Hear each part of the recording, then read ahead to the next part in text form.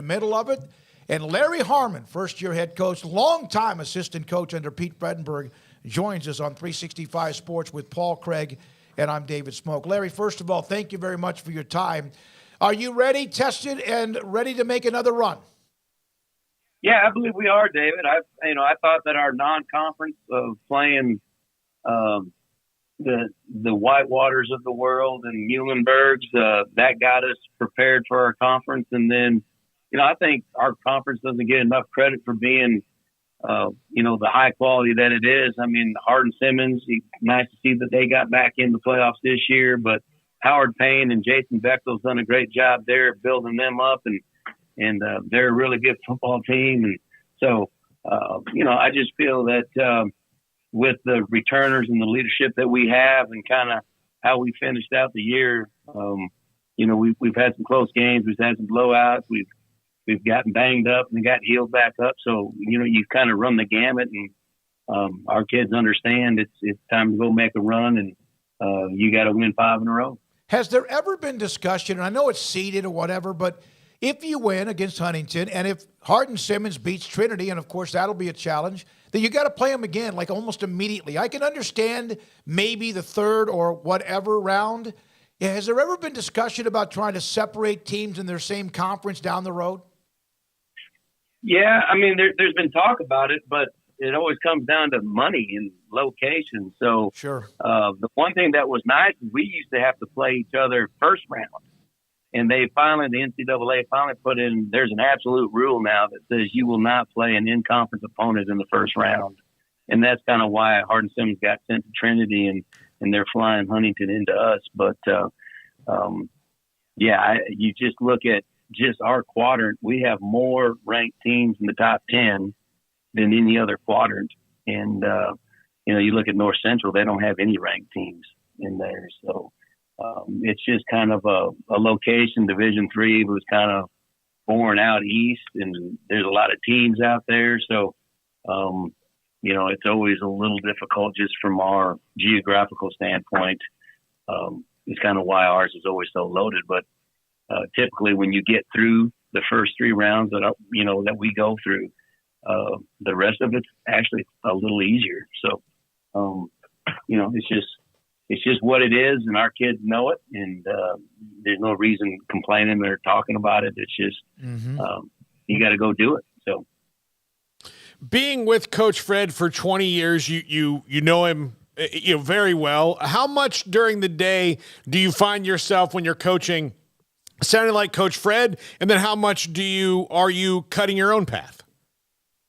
Well, there's never any time that you don't think about, what would Coach Fred do here? It's kind of like growing up. You kind of, as a kid, you think your parents are not very smart, and when I'm an adult, I'm going to do it this way. And then all of a sudden, you're now the parent, and you find yourself doing the same kind of things and making the same decisions your parents make.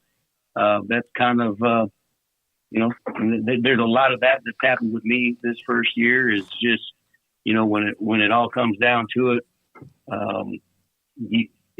what you've gone through has worked and it's been successful, and you just have confidence in that, and there's no reason to change. I mean, it's a proven way to do things, and like I said, me and Pete were actually together 22 years, and you don't stay together that long if you guys don't believe in the same stuff. And so anyway, I've kept a lot of the traditions, a lot of the things that we do, and our philosophy is still the same stuff that we started back in 2000 and got into the playoffs in 2004 and went for the national championship and all of those things. But anyway, he's a big part of me. He was a big part and influence in my coaching. And so there's probably 2% that is something that I'm doing just completely on my own to kind of see if it works or not. The rest of it, I'm doing it based off experiences with Coach Fredenberg. Coach, while the foundation might be similar, every team is different year to year. How would you summarize and kind of describe this group of Crusaders you've got right now? Well, we're were start of the year, we were young and inexperienced in some really key places. And, we didn't have very much leadership at all on defense. All of our experience was on one side of the football. So you're absolutely right. This team's different than the 2021 team. And it was, there were some heartache and some tough lessons learned and some trials and tribulations that we had to go through this year just on competitive maturity, leadership, trying to go from a coach-led team to a player-led team and those sorts of things. And, I'm happy to say that there's been a lot of growth, and I'm really pleased where we are right now. If you would ask me that question 6 weeks ago, we weren't in a very good place. And I think we've done a lot. I think our seniors really took some big jumps the last 3 weeks. And, like I said, I think they're confident. I know I feel good about where we are. And now we just got to go out and perform and execute and win football games. So a lot of people may not know this, is that the lineage of winning in your blood is pretty damn good. One, you were at Northwestern Missouri State as an assistant. They won it all 3 times at Mary Hardin Baylor. And then you played at San Diego State, strong safety, 4 years there. And they're number 1 ranked team in the country. And they've been knocking on that door, have they not? How proud are you of your alma mater? Yeah, South Dakota State. Yes. Not San Diego State. That's what I meant. Yeah, no, I didn't mean. I'm sorry. But yeah, I knew what you meant. Yeah, John Stiegelmeier's recruited me, and he's the head coach, and he's one of the best men I've ever been around.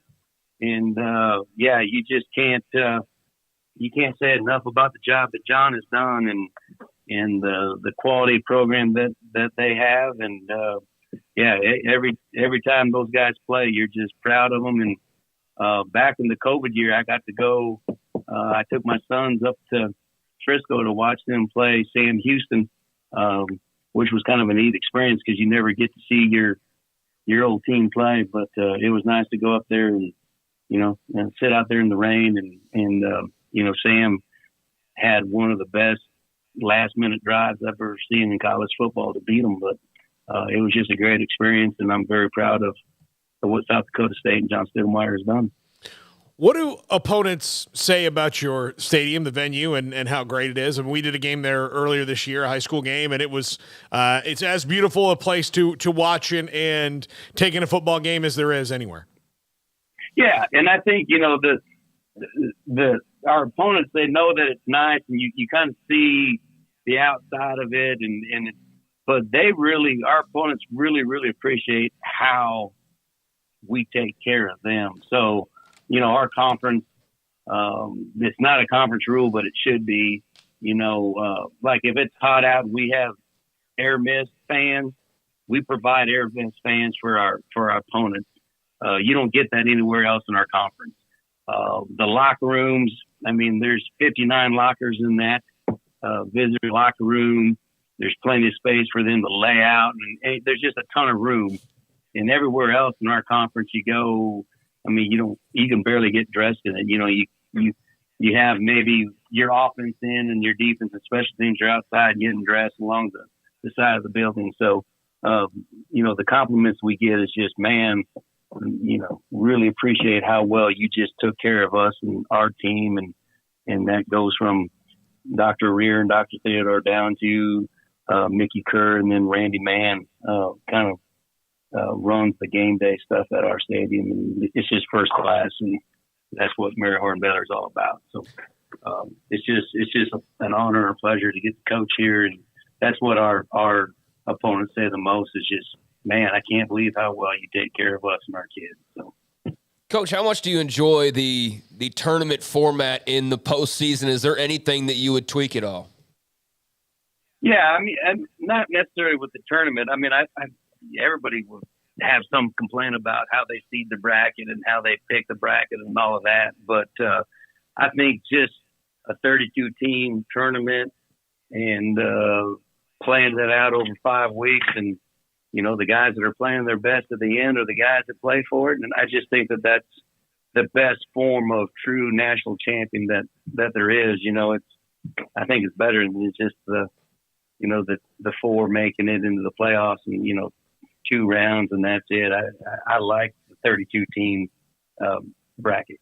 So as a coach, teams change and evolve, and losing a game in week 2 when you might have guys missing for whatever reason doesn't define a football team, right? No, I mean, early on, you're trying to develop your team, especially at the Division III level where most of our team is not on our campus in the summer. So they have an electronic copy of a workout, summer manual, and you don't know if they're doing it or not. And you just stay in contact and you trust and you believe that people are working hard. But until they get onto your campus in August, you don't know. And, the reality of it is at our level that about, 15%'s ready to go and the rest of your team's out of shape, hadn't done nothing. So you're trying to practice and still get kids in shape and not have 35 guys on IVs because it's, 115 degrees outside and all of that stuff. So, it's a big challenge. And, so you wish that we got a little bit more time. I think I had 21 practices before my first game, and you'd like to have a little bit more than that. Just not necessarily maybe football practice, but just a week or 2 for some conditioning, lifting, and just for player safety. Just make sure that they're ready to start football.